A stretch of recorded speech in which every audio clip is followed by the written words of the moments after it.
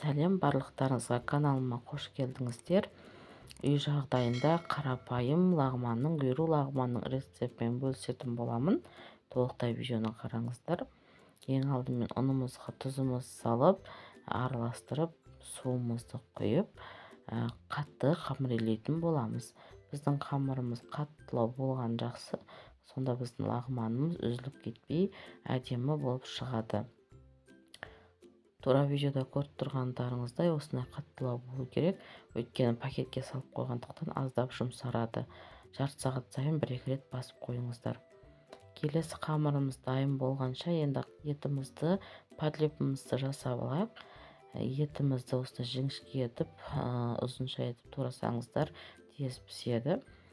Әрі әдемі көрініп тұрады. Мен қаттылау болғандықтан етім аздап су құйып, 1,5 сағаттай пісіріп, қақпағын жауып қойдым.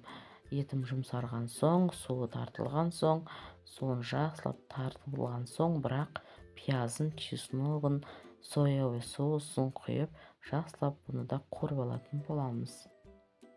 Осылай әдемі болып қуырылып шығады. Сосын үстінен 1,5 қасықтай томатымызды салып, қара бұрыш, қызыл бұрыш, ашты болсын десеңіздер, көпсеу салсаңыздар болады.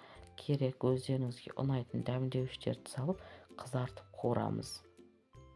Өзі тез ақ жасалады. Сосын осындай бізге капустамызбен байсай деп аталады. Капустамызды, болгар перецімізді, оны да азғантай ғана қуырып аламыз. Бізге көп қуырудың қажеті жоқ. Өйткені солып әдемі болмай қалады. Бізде осындай қытырлап тұру қажет. Қайнаған су немесе қайнамаған суды құйып бұрқыратып қайнатып алатын боламыз. Дәміне қарай тұзын салуды ұмытпаңыздар.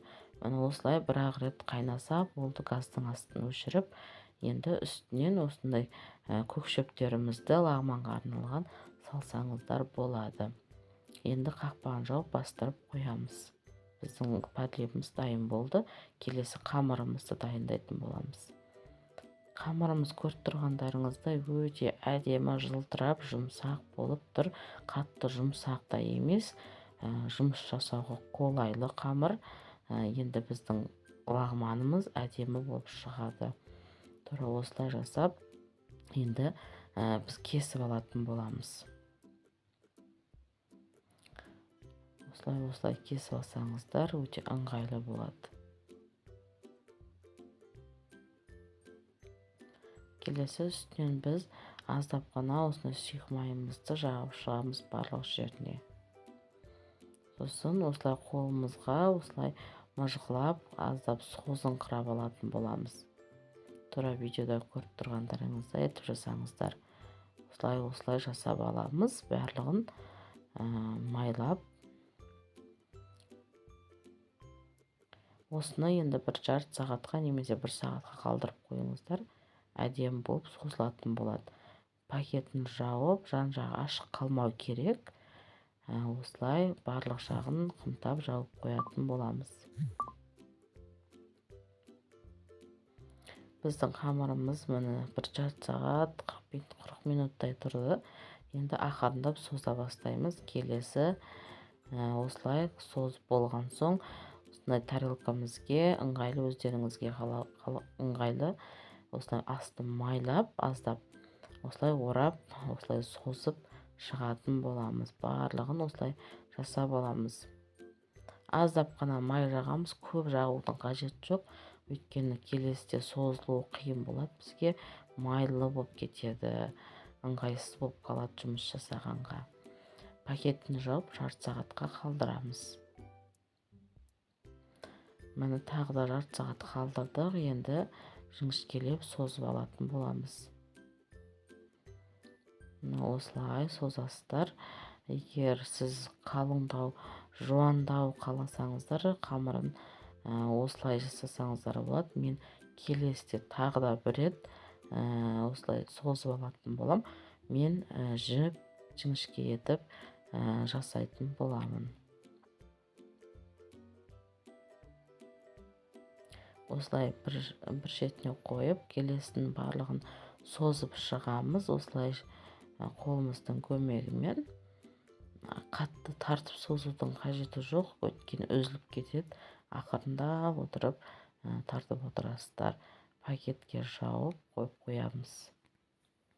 Негізі бұны көп қоюдың қажеті жоқ. Келесін созып дайын болғанша ол пакетте тұру қажет.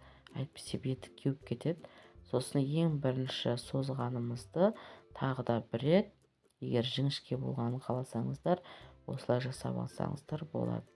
Болмаса жуан күйде жинап бір ұрғылап аламыз. Осындай жіңішке болды. Енді осылай қолымыздың көмегімен әр саусағымызға кіргізіп осылай жинайтын боламыз.